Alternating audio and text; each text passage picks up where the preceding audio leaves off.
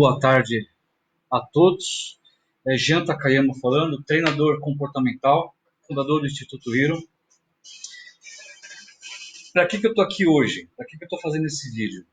Para a gente falar sobre o medo. Né? Estamos enfrentando uma das maiores crises que o Brasil já enfrentou na sua história.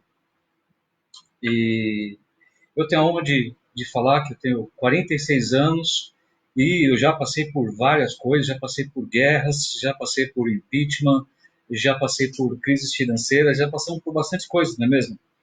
Mas o que a gente está vivendo agora é bem atual, é uma coisa bem contemporânea e tem tudo a ver com uma das maiores perguntas, uma das maiores questões que a gente acaba enfrentando na nossa vida, no nosso cotidiano. A grande maioria dos clientes que chegam até mim, eles chegam e na própria anamnese, eles já acabam colocando o medo, né? O medo sendo um dos principais limitadores de vida, né? De limite para poder viver com plenitude. Então, as pessoas nos apresentam diversos medos.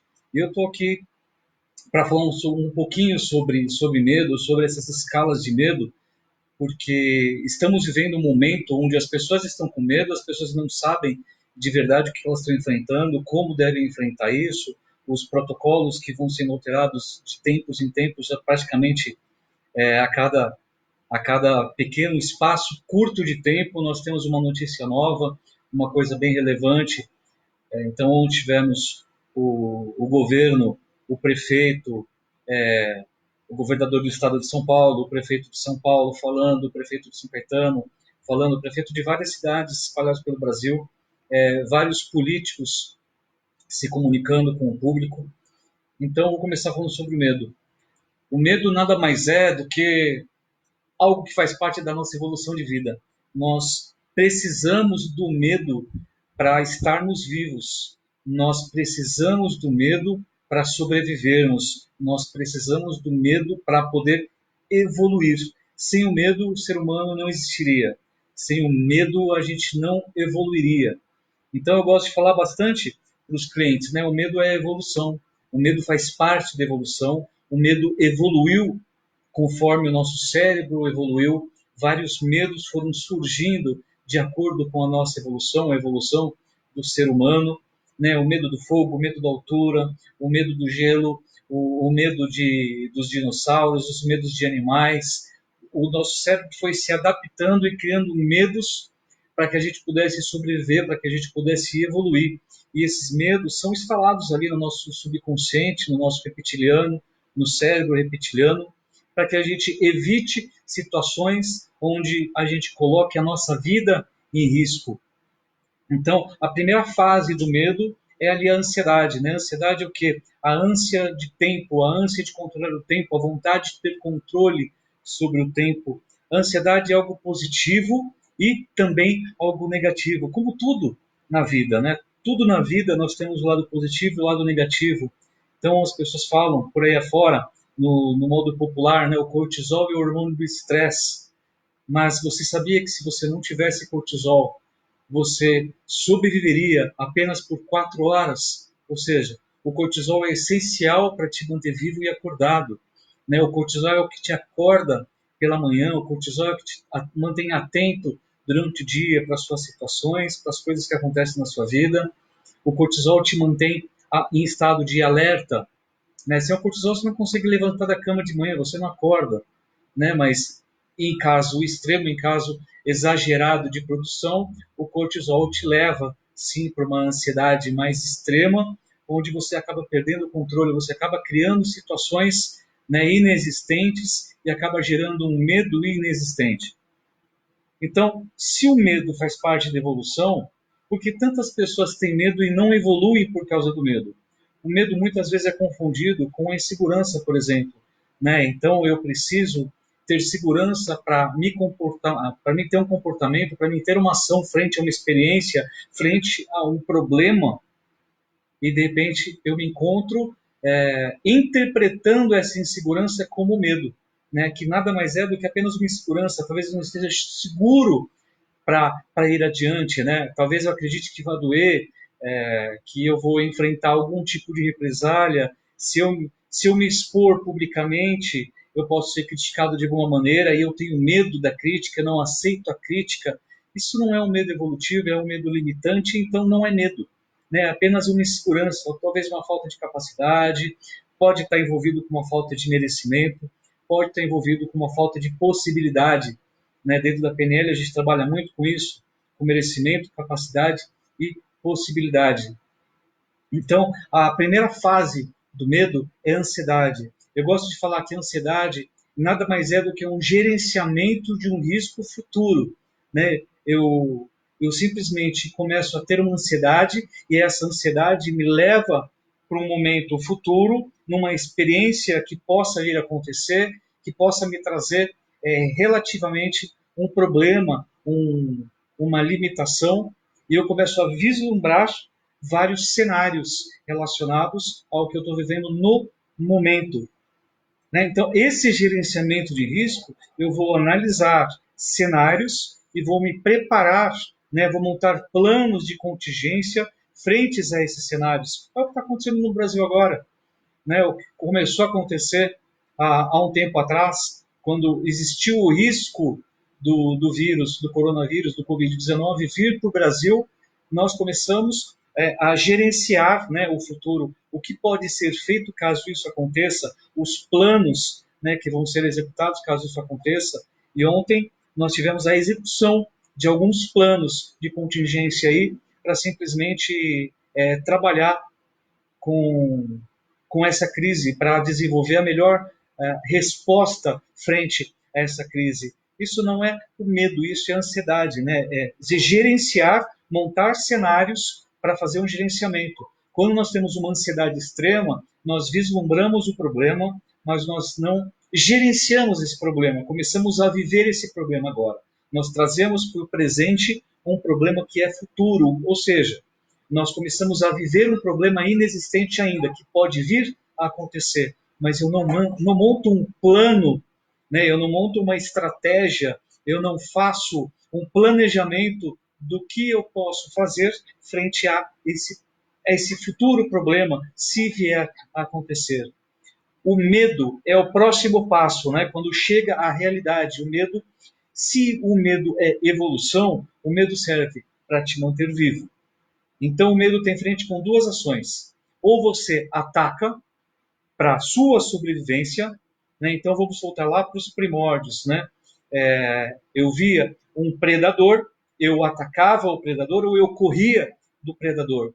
Ou seja, quando o corpo identifica uma situação de risco, o medo é ativado, o reptiliano é ativado, o reptiliano ele é muito veloz nas suas respostas, nos seus comportamentos, e ele dispara uma série de reações químicas, né, bioquímicas dentro do seu organismo, e você passa a ter uma quantidade de cortisol, noradrenalina, adrenalina no corpo, suas pernas começam a tremer, o seu coração bate mais forte, a respiração passa a ser mais acelerada, um pouco mais curta em alguns momentos, tudo isso para levar mais oxigênio, mais glicose, mais força para as extremidades, né, para os braços e para as pernas. E com isso a gente acaba raciocinando menos.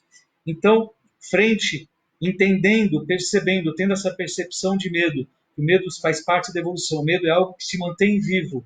A pergunta é, as situações que você tem vivenciado, as experiências que você tem vivenciado, da qual você identifica um medo muito grande, a pergunta a ser feita é, a situação, a experiência que eu estou vivendo, ou a experiência que eu vou viver, me coloca em risco de vida? Então, eu tenho uma certa idade. É um exemplo moderno agora, atual, o Covid-19.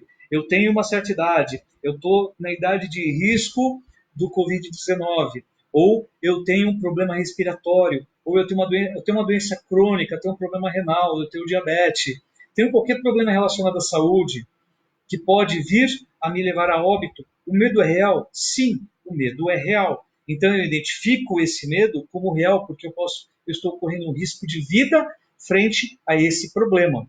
Então é um limitador de vida? Sim, é um limitador de vida. Eu posso perder a vida frente a essa experiência? Sim, eu posso perder a vida frente a essa experiência.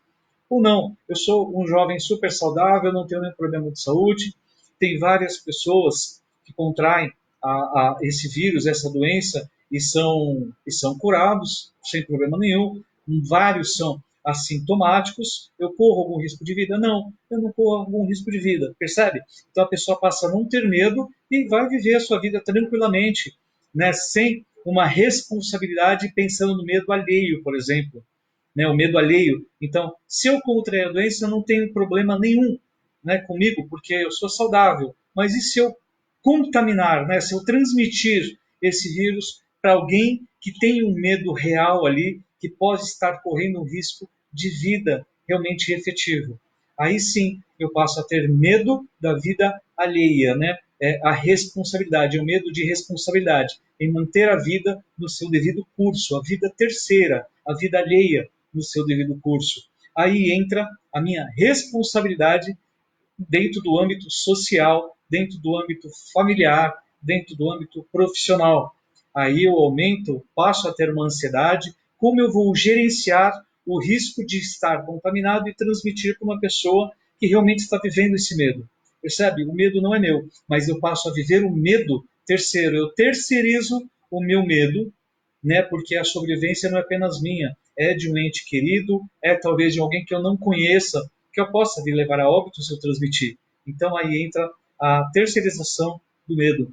O próximo passo do medo, né, quando eu simplesmente vivencio esse medo, eu tenho uma experiência real com esse medo, ou tenho uma experiência terceirizada, ou seja, eu visualizo a experiência, eu sou testemunha ocular, né, dessa experiência de medo, ou simplesmente vivencio. Então eu posso simplesmente vivenciar uma experiência de risco, ou eu posso viver realmente essa experiência de risco, ou simplesmente ser uma testemunha ocular ali, ser um telespectador de um pânico, né, muito grande. Isso é o nome dado como pavor. Eu passo a ter pavor, né, ele está numa escala acima do medo. Eu passo a realmente temer essa experiência e passo um nível acima. Eu passo a ter um pavor, algo praticamente quase descontrolado. Eu não posso simplesmente imaginar que eu possa viver essa experiência,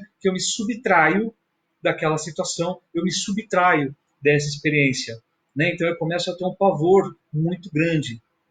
O próximo nível dentro dessa escala seria a fobia, onde eu não preciso me abstrair, né? Não preciso me subtrair, sair da situação. É onde eu evito viver as experiências, eu evito viver a situação. Isso tem esse nome de fobia, é a escala máxima do medo. Então, uma fobia social é uma pessoa que fica trancada em casa, é uma pessoa que não quer sair de casa de jeito nenhum, que ela não quer ver pessoas. Fobia à luz, ela vive no escuro, ela evita viver a experiência de qualquer jeito, de qualquer custo, pois se ela vive o pavor, o medo é muito grande, né? E isso gera várias reações bioquímicas que podem levar a ela a outra patologia, a outra enfermidade neurológica com resposta biológica, fisiológica, ou seja, uma resposta no corpo, realmente, uma crise de pânico muito grande, uma crise de ansiedade muito grande. Isso tudo pode estar relacionado diretamente com a fobia, com o pavor e tem o start ali, o gatilho no medo e inicialmente ali na ansiedade. Para a gente viver essa situação, a primeira pergunta, como eu já fiz, né, eu já coloquei agora há pouco o medo vivendo a situação que a gente está vivendo hoje. Então, nós tivemos algumas regras impostas, algumas regras sugestionadas para a gente estar vivendo, né, para a gente estar se recluindo dentro de casa, as crianças não irem para a escola. Eu tenho uma filha de 13 anos e uma de 21. Então, a filha de 21, eu simplesmente não posso, não tenho o poder, né, de decisão sobre ela, mas a minha filha de 13, por exemplo, não vai mais para a escola. Por quê? Porque nós vivemos o medo real dentro de casa, porque eu sou doador de rim, eu doei um rim para minha esposa, então eu tenho um rim só. Então eu posso estar sujeito, sim, a um tipo de problema mais sério, uma vez que o Covid-19 ataca ali o sistema renal, a nossa filtragem do sangue. Então, eu posso estar sim correndo algum tipo de risco referente a isso. Mas a minha esposa, sendo ex-diabética, sendo ex-renal crônica, sendo uma transplantada, ela vive com a imunidade um pouco mais baixa, ela toma medicamentos, né, que desenvolvem, né, influenciam diretamente na sua imunidade. Então, por ter imunidade baixa, uma simples gripe pode se desenvolver por uma pneumonia, pode se desenvolver por um problema mais sério, é mais complicado de se lidar. Então, nós temos, por exemplo, dentro da minha casa, um exemplo real, nós temos ali o medo terceirizado, né? Onde a minha filha passa a temer pela vida da mãe, passa a temer pela vida do pai. Então, o risco dela contrair, para ela, a gente sabe que não tem problema. Uma criança saudável de 13 anos, uma adolescente saudável de 13 anos, que vai abdicar ali do jiu-jitsu, do teatro, do inglês, da escola, para poder simplesmente evitar transtornos dentro da casa, dentro da família. E isso é um desenvolvimento saudável. Nós estamos vivendo uma crise, mas essa crise nos traz um momento de reflexão para nós criarmos estratégias novas frente a essa crise. Ou seja, nós aprendemos a criar algo novo frente a isso.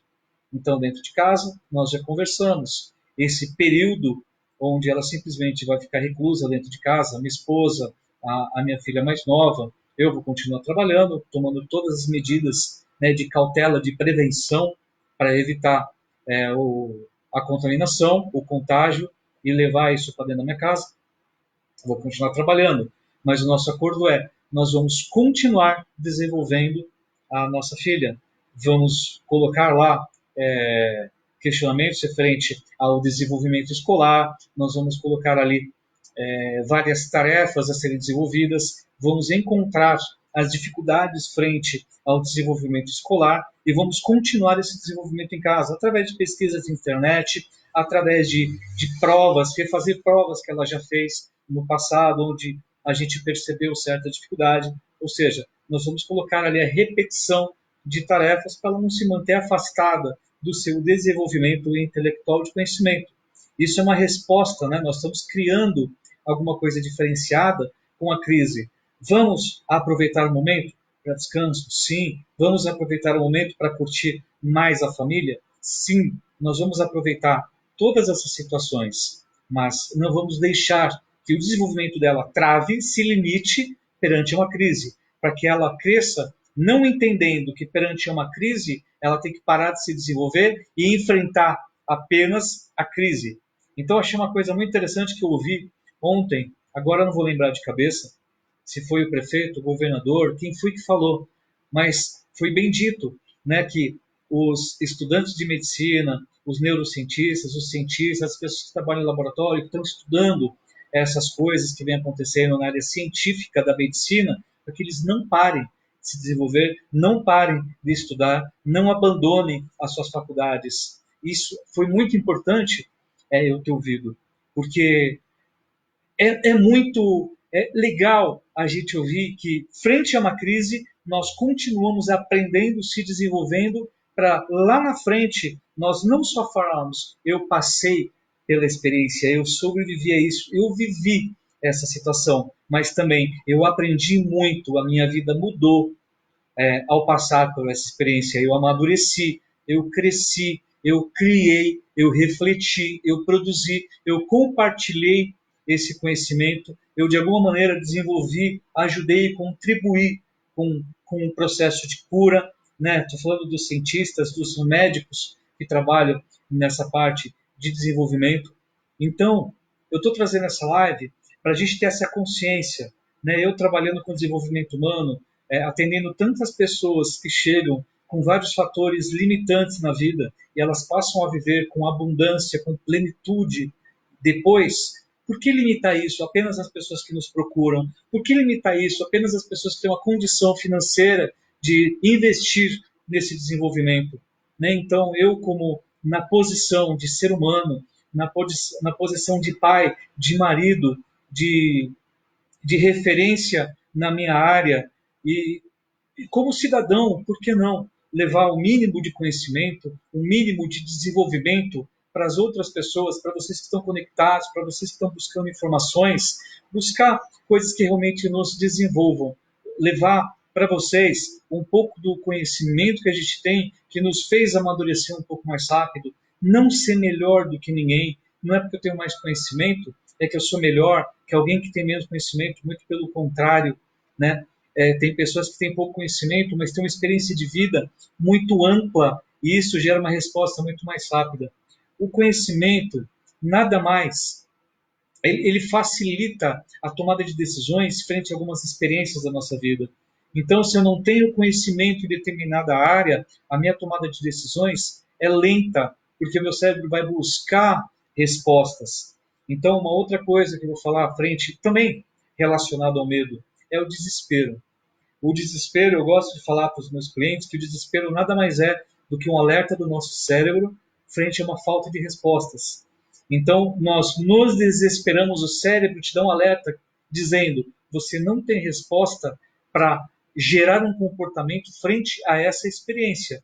Então, a gente entra em desespero, a gente automaticamente, quando estamos desesperados, entramos em uma busca frenética por respostas para um comportamento mais saudável, mais ecológico possível frente a uma experiência.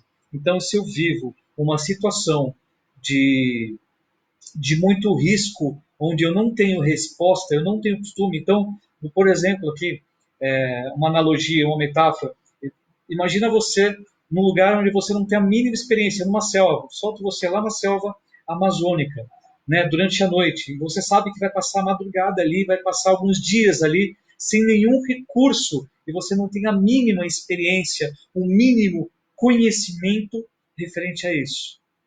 Qual é a primeira sensação? A primeira sensação para essa situação é o desespero.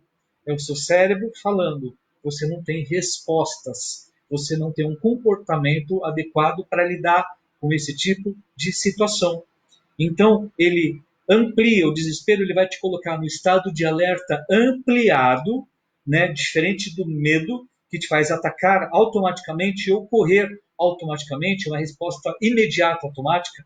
O desespero ele te trava e te coloca em análise de ambiente, ele te coloca em análise de estado, ele te coloca em análise de situação, para você simplesmente começar a procurar com os olhos arregalados, com o coração batendo mais forte, com mais glicose no seu cérebro, para você buscar situações, para a primeira coisa, você buscar uma área segura.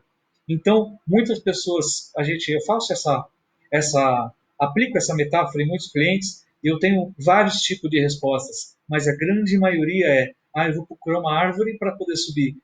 Percebe? A busca pela segurança. Eu diminuo, né, o meu desespero. Quando eu estiver mais seguro, eu vou ter respostas mais adequadas assim que eu estiver em segurança. Ou seja, primeiro eu amplio o meu poder de sobrevivência, é uma resposta junto com o medo, e depois eu desenvolvo o meu desespero para encontrar outras respostas ali. Então, depois, como me manter sobrevivente, como me manter vivo por mais tempo. Então, o segundo passo nas respostas é buscar o alimento. Eu estou seguro, vou olhar o ambiente onde eu possa me alimentar, buscar água, buscar alimento, buscar frutos. E com o tempo, o meu cérebro começa a criar uma neuroplasticidade, ou seja, ele começa a se flexibilizar para aquela situação. Né? Então, vamos imaginar, eu nunca iria para a selva, estou na cidade grande, eu nunca iria acampar na selva, nunca faria sobrevivência na selva. Ou seja, eu estou impedindo que meu cérebro vislumbre, né, situações com esse tipo de risco. Mas quando eu estou no risco iminente, o meu cérebro encontra um meio de criar essa flexibilidade para poder sobreviver. O desespero nada mais é do que essa resposta à neuroplasticidade. Pensando na neuroplasticidade, quando eu começo a encontrar as respostas, o meu cérebro começa a flexibilizar frente a essa situação e com o tempo ele começa a se adaptar a essa situação. Então temos pessoas aí ao longo da história, a gente pode pesquisar isso, né? Temos um grupo de turistas estrangeiros que ficaram presos ali, ficaram perdidos na Jureia vários dias. E eles sobreviveram, eles se adaptaram ao meio, encontraram um meio de sobreviver, de dormir, de passar noites em segurança, de se alimentar. Alguns ficaram doentes, desnutridos, mas eles sobreviveram. Mais de 15 dias, aliás, se não me engano, foram 16 dias, né, na Jureia. Então, vários casos como esse nos mostram que o nosso cérebro tem sim meios de se encontrar ou criar respostas. Quando eu não encontro uma resposta, eu não tenho um assessor, eu não tenho um coach, eu não tenho o Jean lá para me mentorar, para me treinar, para me desenvolver competências, eu crio meios para me poder sobreviver. E depois que eu crio uma neuroplasticidade frente a essa experiência, eu passo a não mais sobreviver, mas eu passo a me adaptar, ou seja, eu passo a viver ali. Eu passo a simplesmente encontrar meios de vida que são saudáveis e ecológicos. Então, temos o caso, por exemplo, o caso do Mowgli, o desenho, a animação lá do Mowgli. Essa historinha conta exatamente isso. Quando é lá no começo, ele não entra em desespero, porque o cérebro não conhece os ciscos. Ele tem uma neuroplasticidade muito mais simples, muito mais ampla do que um adulto, que já tem vários filtros de medo, vários filtros de risco, várias experiências passadas que geram filtros frente às novas experiências. Uma criança novinha, ela não tem essas experiências gravadas no cérebro. Logo, ela não sabe, ela não sente medo frente a essa experiência. É o caso de uma criança que está lá cutucando a tomada. Você fala, para, não pode, você vai ser eletrocutado, vai tomar choque, faz dodói. A criança não sabe o que é isso. Ela precisa viver a experiência para poder saber e criar a, o filtro de medo. Olha, eu não posso fazer isso porque eu posso morrer. Então eu lembro até hoje, né, eu lembro dessa experiência. Eu com o dedinho ali na tomada do apartamento da minha avó, ela falou simplesmente, ó, aí dá choque, mas se você quer cutucar, ela pegou um grampo de cabelo e me deu. Eu tomei uma puta de um choque, né, e nunca mais eu fiz isso. Eu passei a temer, eu passei a entender que aquilo, não sei se isso é ecológico ou não, né, mas a minha avó ali sabia que não corria nenhum risco, ela estava ali do meu lado, mas eu gravei a experiência, gravei esse filtro ali na minha mente. Ó, eu não posso pôr o dedo tomada porque dói. Então eu ativei o sensor de medo frente a essa experiência. Hoje eu mexo com eletricidade de uma boa, não tenho nenhum problema com isso, sabe? Eu não tenho medo, mas eu tenho um gerenciamento de risco muito bem adaptado, muito bem construído. Ou seja, eu tenho respostas. Né? Então, vamos imaginar que eu me encontro de uma outra experiência. A gente morava em São Bernardo, eu, minha esposa, minha filha, e a casa da frente pegou fogo. Eu entrei na casa, tinha famílias morando lá, naquele momento, a casa da frente pegou fogo. Eu entrei, a primeira coisa que eu fiz, eu não me desesperei, eu estava muito tranquilo.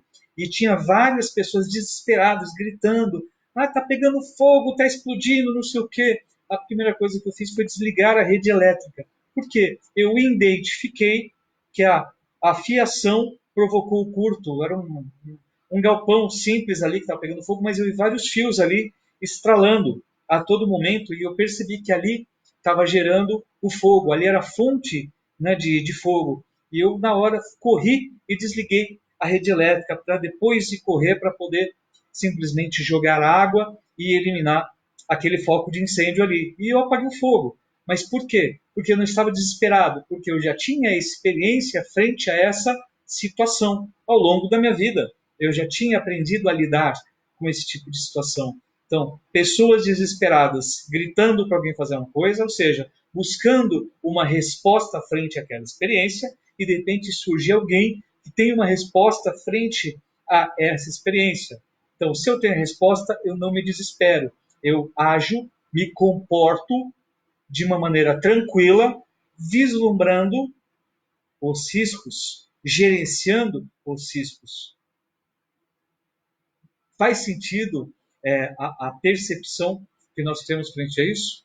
Então, pessoal, é isso que eu queria trazer para vocês. Se vocês tiverem dúvida, por favor, depois vocês coloquem nos comentários. Se vocês acharam interessante, né, curtam esse vídeo, compartilhem o vídeo com as pessoas que vocês gostam, com as pessoas que vocês acreditam que vai fazer uma diferença, né, ter esse conhecimento. Marquem pessoas aqui embaixo para que elas possam acompanhar também. Me sigam na página, eu vou baixar esse vídeo depois, vou colocar no YouTube, vou publicar lá no Instagram, porque eu acho que é minha posição como cidadão, né, como um treinador comportamental, como uma pessoa focada em desenvolver as pessoas, levar cada vez mais conhecimento de forma gratuita, de forma pro bono para vocês, porque eu acho que quanto mais pessoas conseguirem administrar toda essa parte, conseguir interpretar os seus medos, eu acredito que a vida vai ser muito mais plena, vai ser muito mais leve e vai ser muito mais tranquila. Um grande abraço no coração de todos, tranquilidade nesse momento, ansiedade no seu grau, um medo sim, pessoal ou terceirizado, de acordo com o seu estilo de vida, de acordo com a sua saúde, frente ao que nós estamos vivendo agora. Nada de pavor. O pavor nos desconcentra, o pavor nos tira respostas, o pavor nos tira das situações, o pavor nos leva à fobia. Se você conhece alguém que tem fobia, qualquer tipo de fobia, tem tipo de pavor que limita a vida dessas pessoas, traga para mim, leve para outros profissionais de desenvolvimento humano, porque isso é muito fácil, é muito simples de você desenvolver, é muito fácil e é muito simples você levar essa pessoa a ter uma vida saudável, uma vida ecológica, uma vida mais tranquila, uma vida plena, tá? Então, não é uma coisa de sete cabeças, onde a pessoa tem uma fobia, a pessoa está presa em casa não sei quantos anos, é muito rápido, tá? Não vou dizer que é uma coisa que é garantia, que tem uma garantia, que vai de pessoa para pessoa, a gente não pode garantir nada, a gente não está falando aqui em processo de cura, né? Então, uma coisa que eu falo muito claramente, eu não curo depressão, eu não curo fobia, eu não curo pânico, pavor, medo, eu não curo nada, nada. A gente simplesmente treina as pessoas a terem comportamentos diferenciados frente a essas limitações. A gente treina o cérebro da pessoa a ser reprogramado para gerar comportamentos diferenciados frente a experiências futuras ou atuais. Esse é o nosso trabalho. Nosso trabalho não é curar. Nosso trabalho é desenvolver pessoas. Então, eu tenho clientes que vivem no estado de depressão e vivem plenos e saudáveis, têm uma vida plena e maravilhosa e abundante, mesmo vivendo ali, passando pelos estados depressivos, já superaram fobias, já superaram pavor diversos, já superaram seus medos, interpretaram, né, o que era medo, o que era insegurança, o que era medo e o que era apenas uma falta de capacidade, o que era medo ou falta de uma possibilidade apenas. Trabalhou com modelagem. Então, o que eu vou pedir para vocês? Olhem para o que está dando certo. Vou terminar, concluir esse vídeo com o pressuposto que eu gosto muito da programação da linguística, é um pressuposto da PNL, e pressupostos da PNL são praticamente quase como regras que a gente acata para viver, para ter uma vida mais plena de desenvolvimento e maior flexibilidade. E eu acato muito esses pressupostos. E o pressuposto que eu quero deixar para vocês é que a nossa energia flui para onde a nossa atenção está voltada. A nossa energia flui para onde a nossa atenção está voltada. Quando eu falo em energia, no meu caso, gostando, sendo amante da neurociência, sendo estudioso da neurociência, cada um interpreta a energia de acordo com suas crenças e regras de vida, de acordo com seu estilo de vida, de acordo com a sua cultura religiosa ou não. Dentro do meu conceito de desenvolvimento, a energia, quando a gente fala, a sua energia flui para onde a sua atenção está voltada, eu estou falando de glicose. Dentro do nosso cérebro acontecem sinapses neurais. Essas sinapses neurais são responsáveis pela nossa comunicação interna. Então, quando eu vou acessar uma memória, quando eu vou gravar uma memória, quando eu vou gravar uma experiência, vou gravar um comportamento, vou gerar uma ação, um comportamento, eu preciso dessas sinapses neurais, eu preciso dessas correntes elétricas. Essas correntes elétricas precisam de um combustível para que possam acontecer. E esse combustível no cérebro é a glicose. Então, se a minha atenção está voltada para um problema, se a minha atenção é voltada para o negativo, a minha energia flui para o negativo. Ou seja, eu me afundo cada vez mais no negativo. Se a minha atenção é voltada para soluções, para resultados, eu invisto energia no positivo, na geração de resultados, positivos ou negativos. Né? Resultado, ele pode vir de diversas maneiras. Agora, se eu foco no negativo, eu tenho um gasto energético, eu gasto a minha glicose, vou ter uma dor de cabeça gigante aqui na lateral, vou ter enxaqueca, eu estou tendo um gasto de energia, um gasto de glicose, eu vou estar procurando o culpado para o problema, eu vou estar procurando o erro causado por esse culpado, eu vou estar julgando esse culpado, eu vou estar me eximindo, às vezes, da responsabilidade frente a um problema. Percebe? Eu estou focado no negativo, eu estou no meu papel de julgador ou no meu papel de vítima, e quando eu viro a minha atenção para um outro lado, eu me coloco numa posição de olhar para o resultado, buscando o resultado positivo, eu saio do papel do certo e o errado, não dizendo que não existe certo e errado, muito pelo contrário, existe, é temporal e é pontual. Né? A lei julga o certo e o errado, julga quem errou, ou seja, encontra o culpado pelo erro. Né? O julgamento é isso. Eu te eximo da culpa ou eu te culpo pelo erro. E eu encontro provas que mostram onde você errou. Na nossa vida, nós não temos esse julgador. Né? Nós analisamos respostas referente aos meus resultados na vida.